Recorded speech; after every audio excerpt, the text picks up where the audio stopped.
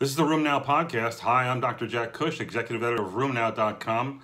It's the 30th of November, 2018. This podcast is brought to you by RheumNow Live. When was the last time you went to a CME meeting and thought, wow, or that you could easily, regularly, genuinely talk to the faculty during the meeting, during the lecture even, and in the breaks? And when was the last time you actually had access to all the meeting materials as downloads or electronically? RheumNow Live is going to happen in March of 2019. You can go to RheumNow.live to read more about this meeting, but it's going to be a neat, cool meeting. It's for the better rheumatologist. It's in Fort Worth. It's going to have a flipped classroom style of learning, short lectures, a lot of interaction between the faculty and the audience, a lot of Q&As and cases, TED-like talks, streaming video. You really don't want to miss this meeting. Again, it's for the better rheumatologist. And isn't that you? So this week in the news, we have what? DMARDs that may actually lower infectious risk. How about a treatment for osteoarthritis that might make you smell? And lastly, to needle or not needle in carpal tunnel syndrome. At the top, we have a report from the VA medical centers talking about a serious problem in rheumatoid arthritis, that being one of chronic lung disease. It actually occurred in a high percentage of patients in their very large cohort that they followed. 27% of patients actually had evidence of chronic lung disease, and this increased the mortality risk significantly by as much as 50%. The sad part is that our therapies for rheumatoid arthritis did not alter these statistics. So use of methotrexate or biologics seems to have no effect on what's going to happen if you do get chronic lung disease, suggesting this is a unique subset that merits more research, more attention, and newer therapies. Again, DMARDs and biologics, especially TNF inhibitors, have been shown not to really work in this subset. An interesting study looked at ANCA-associated vasculitis and showed that there were, amongst almost 200 patients, there were 95 severe infections that amounted to about 26 per 100 patient years of exposure. What they showed was that the use of trimethoprim or sulfamethoxazole, Bactrim, and a prophylaxis with Bactrim led to a reduction in the risk of severe infections by as much as 70%. Those who developed severe infections with ANCA-associated vasculitis were those who were older, had evidence of bronchiectasis or endobronchial lesions, and or COPD. So we do know that, again, this is a bad outcome. It's one that seems to be unique to these patients and it needs to be prophylaxed. And so TMP SMX is a good option. There was another recent report that looked at what happened in, again, ANCA-associated vasculitis and showed again that Bactrim worked, but they also showed that there was an evidence for the use of hydroxychloroquine and antimalarials in the prevention of severe infections. They noted a number of studies that are out there that suggested that maybe you could actually achieve some benefit by using this. This comes from a lupus study. A 33,000 patient lupus study showed that the use of hydroxychloroquine reduced the risk of infection compared to those who never took hydroxychloroquine by 27%. Another study from Spain looked at 3,600 patients with lupus and showed a smaller effect, but nonetheless a protective effect. So again, amongst the many things that we know that hydroxychloroquine can do for our patients, maybe it should be in the water, should be in the Kool-Aid for everyone, because it may also protect against the risk of infection. More research, I think, is needed here. An interesting literature review looked at seropositivity in RA patients. We know that ACPAs and rheumatoid factor are important. 75–80% of patients have those. Being double positive is more important. There's a new antibody called anti-carbamylated P antibodies that also seems to have the same predictive value. In this particular study, they showed that if you were triple positive for ACPA, rheumatoid factor, and CAR-P antibodies, it had incredible specificity, almost 100% specificity, although finding all three was only seen, depending on how you measured it, from 11 to 39% of patients, suggesting that obviously doing rheumatoid factor and CCP makes sense. Maybe we should be adding CAR-P to that profile once that becomes more widely available. An interesting report appeared, I think it was in Medscape, from Ken Sag and colleagues looking at the safety of bisphosphonates.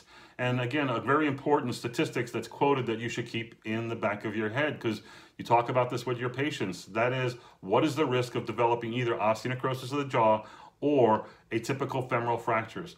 Atypical femoral fractures that's quoted in this particular report, 1 in 1,000 is the risk. I'm sorry. 1 in 1,000 is the risk for osteonecrosis. Wait, no, I'm sorry, you're right. Atypical femoral fracture is 1 in 1,000. The much more rare event is the osteonecrosis of the jaw, and that's 1 in about 10,000. And that other uses of other drugs like zoledronic acid, that up to a third of patients will have more commonly arthralgias and myalgias. But that 1 in 1,000 to 1 in 10,000 is an important statistic to quote to patients who are rushing to stop their bisphosphonate. That may be okay, and drug holidays may be appropriate for some patients. However, if the patient has a much higher risk of developing a fracture from their osteoporosis, stopping the drug for these very rare events is, to say quite simply, idiotic. So again, I think you need to know those numbers when coaching your patients on how to best use their therapy. I put up a tweet about TB testing. I'll go over this quickly. These are my guidelines based on expert guidelines. The bottom line is that everybody should be tested for PPD with a PPD or IGRA, quantiferon or T-spot before the use of a TNF inhibitor and other biologics. If the patient is negative, then you can obviously start therapy. If the patient is positive, you have to evaluate for TB. Do they have signs and symptoms? Do they have a negative chest x-ray? Can you culture either sputum or urine or anything else to look for evidence of an active infection? If it's negative, then they have LTBI, and you can immediately proceed to treat them while starting the biologic. You do not have to wait 9 months or anything like that. You can use both the same. Again, the wording in the package insert is it must be LTBI prophylaxis must be started before, including 2 minutes before. If they have an indeterminate result, I tend to repeat the test and may even change the test from a quantiferon to an IGRA or to a tuberculin skin test. If it's the same, you can proceed and then watch and worry. If it's negative, you can go on and proceed. Often, many indeterminate results will turn negative after therapy is started, suggesting that it was related to inflammation, much in the same way energy can be seen. So you have to remember that up to 10% of patients who were initially PPD or IGRA negative, after they get treated, may show up to be either PPD positive or indeterminate quantiferon positive, suggesting that they may have had latent TB that was disguised by their anergy from their inflammation. Thus, patients who are started on a biologic, especially a TNF inhibitor, should have a repeat test done either 3 months after or when you switch from one drug to another to document that they did not have anergy before. You'd be surprised. Again, the number, multiple studies, it's about 7 to 10%. You will see that. But when you do see that, you have to make sure it is LTBI and not a new conversion, and therefore you have to look for signs of active TB. An interesting meta-analysis again appears on a common issue that I keep repeating here, but it bears repeating, and that is a meta-analysis of DMARD 6 studies, biologics 5 studies show no significant benefit when these agents are used in osteoarthritis. They are placebo, basically. So again, we need other therapies for osteoarthritis. Good news comes in the form of new data from the NRMP, the Residency Matching Program, showing that rheumatology is actually one of the most competitive of fellowships with 221 positions and 313 applicants in 2018. 2/3 of these were filled by U.S. grads, 1/3 by foreign grads. Commentary by David Karp from UT Southwestern says it looks like it's going to be the same for 2019. The numbers are staying up. It's getting competitive. We need funding to expand our fellowship positions so that we can meet the unmet need of a loss of a workforce, which is going to occur soon. I want to remind you, and we did so in a Twitter report, that there are 6 FDA-approved TNF inhibitor biosimilars in the United States. 3 for infliximab, that's Ifixi, Renflexis, and Inflectra. There are 2 for adalimumab, that's Amjevita and Celtelzo, and 1 for etanercept, and that's Erelzi. Interestingly, this past week, rituximab, a biosimilar rituximab, was also approved, but only for use in non-Hodgkin's lymphoma. They did not get the other indications that we have for Rituxan, including in vasculitis and pemphigus and in rheumatoid arthritis. An interesting study of overweight and obese individuals, elderly individuals who had knee osteoarthritis in a double-blind randomized placebo-controlled trial when given garlic actually showed significantly lower pain scores, lower resistant levels, and better outcomes. They also measured TNF levels that did not change with this herb, if you will. But nonetheless, it's curious that maybe your patients who are taking garlic may be getting some benefit from it. There is some weak research showing that garlic may have an effect on metalloproteinases and maybe on cytokines like resistin. It has been shown to lower CRP levels in some patients, suggesting this, like some of the other ones we've talked about recently, including frankincense and others, may have some benefit in our patients with osteoarthritis. We had a nice report on the use of steroid injections in individuals who have carpal tunnel syndrome. And this was actually a 234 patient open label sort of pragmatic trial where patients were randomized to receive either a 20 milligram methylprednisolone acetate injection into the carpal tunnel, done clinically, not with ultrasound guidance or anything, or they were randomized to night splinting, and the outcome measure was at 6 weeks. There's an actual tool for this called the Boston Carpal Tunnel Questionnaire, the BCTQ. And while the vast majority of patients completed the trial, the BCTQ scores were lower for those who received the injection. I don't know if it was gigantically lower. It was significant and statistically, it looks like it's possibly clinically meaningful. I often am faced with, do you want the injection now? Do you want to try splinting and do this conservatively?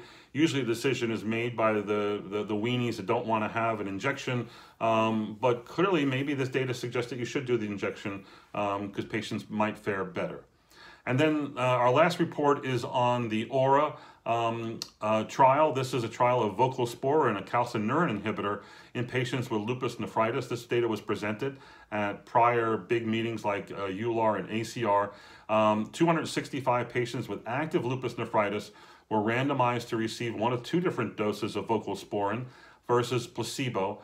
And the complete renal response was seen in only 19% of patients on placebo, but 27 to 32% on voclosporin. Actually, turns out the higher response was seen with the lower dose of voclosporin.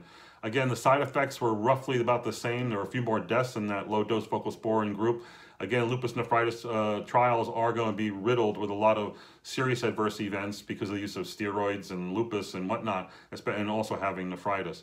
But nonetheless, I think this is very encouraging data and very clear data showing that voclosporin is going to be a contender in the lupus treatment world. We need to see further studies. Remember, the anifrolumab studies, which looked great in phase 2, earlier this year reported their phase 3 trial, didn't work. So there's a lot, it's very difficult to do lupus trials and to prove efficacy because patients are highly complex.